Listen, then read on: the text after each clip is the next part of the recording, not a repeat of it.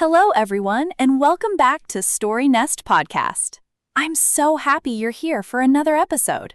Whether you're listening while driving to work, taking a walk, exercising, or simply relaxing at home, thank you for making this podcast part of your English learning journey. In our last episode, we talked about a question that many learners ask. Can adults learn English like children? We discovered that children aren't better because they have magical brains. They're successful because they're surrounded by language every single day. They listen, they repeat, they stay curious, and they aren't afraid to make mistakes. Today, I'd like to explore something that has completely changed the way millions of people learn languages. It's something you've probably enjoyed your entire life without even realizing how powerful it is. Stories. Think about it. Can you remember the last vocabulary list you studied 6 months ago? Probably not. Now let me ask you a different question. Can you remember the story of your favorite movie? Or your favorite book? Or maybe a story your grandmother told you when you were a child? There's a good chance the answer is yes. Isn't that interesting? We forget isolated information very quickly, but stories often stay with us for years. Why? What makes stories so unforgettable? And more importantly, how can stories help you become fluent in English? That's exactly what we're going to discover today. Imagine meeting two English learners. The first learner spends an hour memorizing 50 new vocabulary words. The second learner spends an hour reading an interesting story. At the end of the day, who has learned more? Many people would immediately say, the person who memorized 50 words. But learning isn't only about the number of words you study. It's about the number of words you actually remember and use. A week later, the first learner may remember only a few of those 50 words. The second learner may remember dozens of words without even trying. Why? Because every word appeared inside a meaningful situation. Instead of learning the word forest, the learner imagined walking through a forest. Instead of memorizing the word afraid, the learner felt the character's fear. Instead of simply seeing the word discover, the learner experienced the excitement of finding something new. The vocabulary wasn't alone. It was connected to emotions, images, people, events. And our brains love making connections. Scientists have spent many years studying memory. One thing appears again and again. Our brains remember meaning better than isolated facts.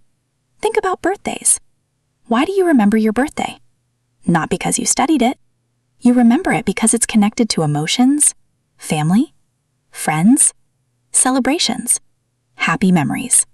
Stories work in exactly the same way. Every story creates a small world inside your mind. Characters, places, problems, solutions, feelings. Instead of learning random English words, you're living an experience in English. And that's a huge difference. Let me tell you a short story. A student named Lisa wanted to improve her English. Every evening she studied grammar. She memorized vocabulary. She completed exercises. She worked very hard. But after 6 months, she still struggled to understand conversations. One day she decided to try something different. Instead of another grammar book, she bought a simple English story written for learners. The first day wasn't easy. She understood only about 70%. Sometimes she guessed the meaning. Sometimes she looked up a word, but she kept reading. Every evening, just 15 or 20 minutes. After a few weeks, something unexpected happened. She noticed that familiar expressions started appearing everywhere. In podcasts, in YouTube videos, in conversations. The same phrases she had read in the story suddenly felt natural. She wasn't memorizing English anymore. She was recognizing English. And that's one of the biggest changes every learner experiences on the road to fluency. Here's something I'd like you to remember. Stories don't teach you only vocabulary. They also teach you grammar, without feeling like grammar. When you hear the sentence, "She was waiting for the bus when it started to rain," you naturally experience how English speakers use that grammar pattern. No long explanation, no complicated rules, just real English in a real situation. The more stories you hear, the more these patterns become familiar. Eventually, you begin using them naturally, not because you memorized the rule, but because you've heard it so many times that it simply sounds right. That's exactly how children learn their first language, and adults can benefit from the same process. So today, I want you to start thinking differently. Don't ask yourself, how many grammar rules did I study today? Instead ask, how much meaningful English did I experience today? Because language isn't just information. Language is communication. Language is emotion. Language is stories. And stories have been teaching humans for thousands of years. Maybe they're exactly what your English has been missing.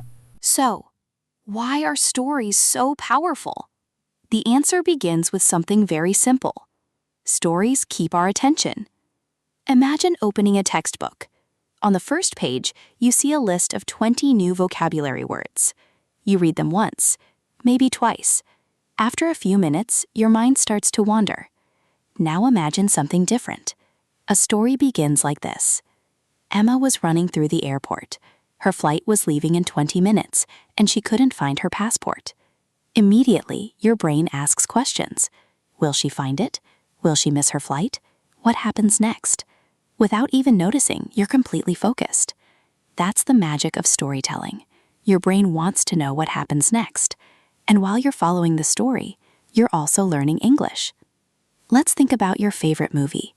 When you watched it for the first time, were you counting new vocabulary words? Probably not. Were you thinking about grammar rules? Of course not. You are following the characters. You cared about the story. You laughed. You felt nervous. You celebrated happy moments. You felt sad during emotional scenes. Your emotions became part of the learning experience. And emotions make memories stronger. That's one reason stories stay with us for years. Here's another amazing benefit. Stories teach vocabulary and context. Let's take a simple word like bright. If you memorize it from a vocabulary list, you might remember that it means full of light. But stories show you something more. You might read, the bright morning sun filled the room. Later you read, she's a bright student. Then another story says, he had a bright idea.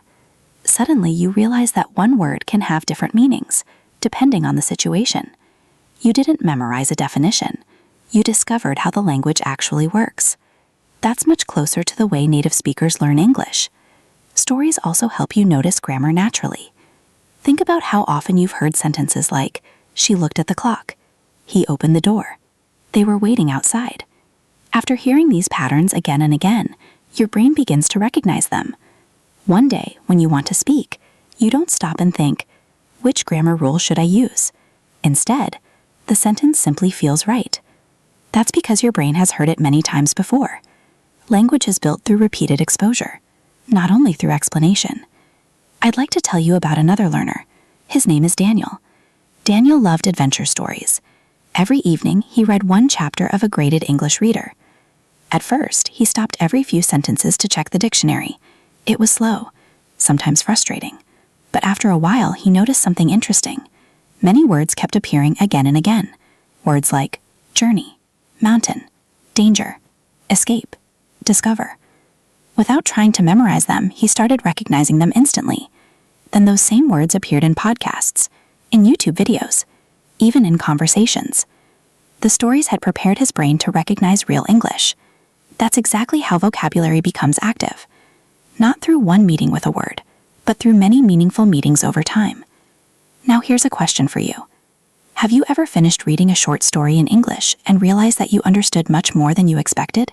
If so, that's because your brain wasn't translating every word. It was understanding the situation. Imagine reading this sentence. Jack forgot his umbrella. 5 minutes later, he was completely wet. Even if you didn't know every word, you could probably guess what happened. It started raining. That's the power of context. Context is one of your greatest teachers. It allows you to understand new vocabulary without stopping every minute. And the more stories you read, the better you become at using context to understand English naturally. There's another reason I love stories. They make learning enjoyable. Let's be honest. Some study methods feel like work. You look at the clock every few minutes. You can't wait to finish. But when you're enjoying a story, time passes quickly. You become curious. You want to know what happens next. And when learning is enjoyable, you're much more likely to continue tomorrow. Consistency is easier when you're having fun. So if you've ever felt bored while studying English, Maybe the problem wasn't you. Maybe the problem was the method. Sometimes we don't need more motivation. We simply need better materials. Stories can transform learning from a task into an experience. And that's why they are one of the most powerful tools any English learner can use. So far, we've discovered why stories are so effective. They keep our attention, they help us remember vocabulary, they teach grammar naturally, and they make learning much more enjoyable. But now comes the most important question. How can you use stories to improve your English? The good news is that you don't need to read difficult novels. You don't need to understand every word. And you don't need to spend hours studying every day. You simply need the right approach. Let me share 5 simple steps that you can start using today. Step 1. Choose the right story. One of the biggest mistakes learners make is choosing stories that are too difficult. They open a novel written for native speakers. After the first page, they're checking the dictionary every few seconds. Soon, they become frustrated. Eventually, they stop reading. Instead, choose stories that match your current level. A good story should challenge you a little, but not overwhelm you. Here's a simple rule. If you understand about 80 to 90% of the story, you've found the right level. You'll still learn new vocabulary, but you'll also enjoy the experience. And enjoying the experience is what keeps you coming back. Step 2. Read for meaning, not perfection. Imagine you're reading a short story. You find one unfamiliar word. Should you stop immediately and open a dictionary? Not always. First, keep reading. Often, the next sentence explains the meaning, or maybe the situation makes it clear. For example, the little boy was shivering as the cold wind blew across the lake. Maybe you've never seen the word shivering before, but you know it's cold. You know there's wind. You can probably guess that the boy is shaking because he's cold. That's exactly how language learning works. Your brain becomes better at guessing, and that's a skill you'll use in real conversations too. Step 3. Listen while you read. This is one of my favorite techniques. If your story includes audio, use it. Read with your eyes while listening with your ears. You'll begin connecting spelling with pronunciation. You'll hear the rhythm of English. You'll notice how words connect together in natural speech. Many learners know a word when they read it, but don't recognize it when they hear it. Listening while reading helps solve that problem. After you've listened once, try listening again without looking at the text. You'll probably understand much more than you expect. Step 4. Learn expressions, not just words. Let's imagine your story contains this sentence. Tom made up his mind and accepted the job. Instead of learning only the word mind, learn the whole expression. Make up your mind. It means to make a decision. Native speakers often use groups of words together. These are called expressions or phrases. When you learn them as complete units, your English sounds much more natural. The next time you're making a decision, you might say, I finally made up my mind. That's much stronger than learning one word at a time. Step 5. Return to the story. Many learners think, I've already finished this story. Then they move on. But don't underestimate the power of returning. Read it again after a few days. You'll notice details you missed before. You'll recognize more vocabulary. You'll understand more without translating. Most importantly, you'll realize that your English is improving. That's one of the most encouraging feelings a learner can have. Sometimes progress is difficult to see. Reading the same story again allows you to measure it. Now I'd like to tell you about someone named Sophia. Sophia loved mystery stories. Every night before bed, she read one short chapter. She didn't rush. She didn't try to memorize every word. She simply enjoyed the story. Whenever she found an interesting expression, she wrote it in a notebook, not as a single word, but as a complete sentence. A few weeks later, she noticed something surprising. Those same expressions started appearing naturally when she spoke. She wasn't translating. She wasn't searching for grammar rules. She had heard those expressions so many times that they became part of her English. That's exactly what we want. We don't want to build a dictionary inside our minds. We want to build a language. So here's something I'd like you to remember. Stories are not just entertainment. They're practice.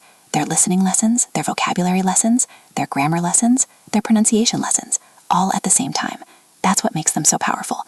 The more meaningful stories you experience, the stronger your English becomes. And the best part? It never feels like hard work. As we come to the end of today's episode, I'd like you to think about one simple question. When was the last time you truly enjoyed learning English?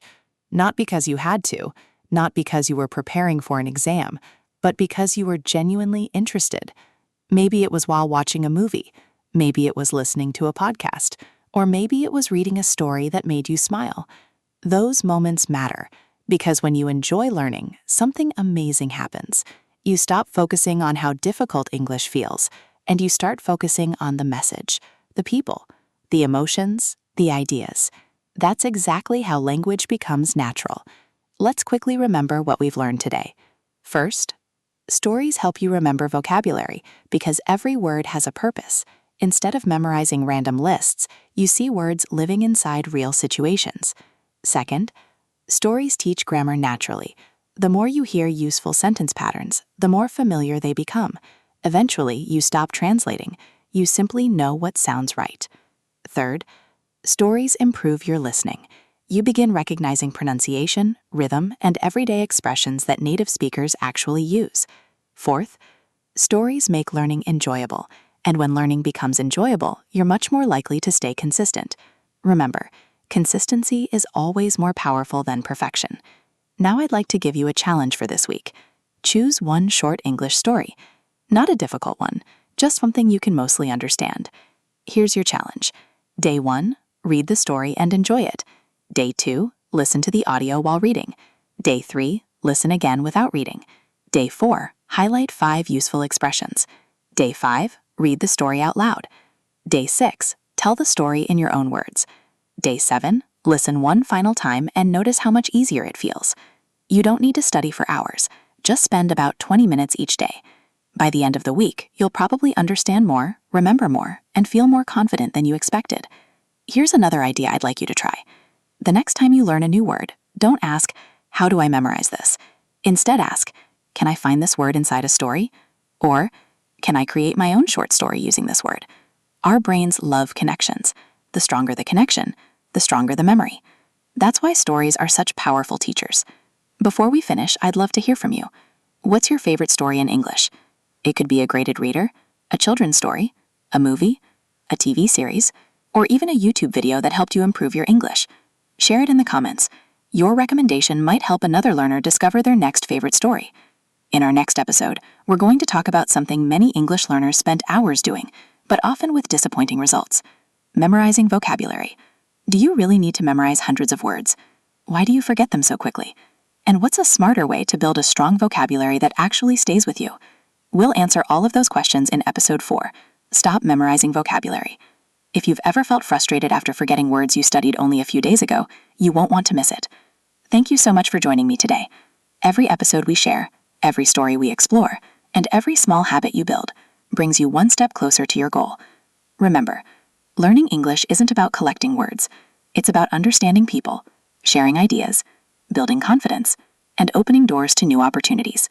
So keep listening, keep reading, keep enjoying the journey, because every story you experience in English is another step towards fluency. Thank you for listening to StoryNest Podcast. If you enjoyed today's episode, don't forget to follow the podcast and share it with someone who's learning English too. Until next time, keep listening, keep learning, and keep writing your own English story. Take care, and I'll see you in the next episode. Goodbye.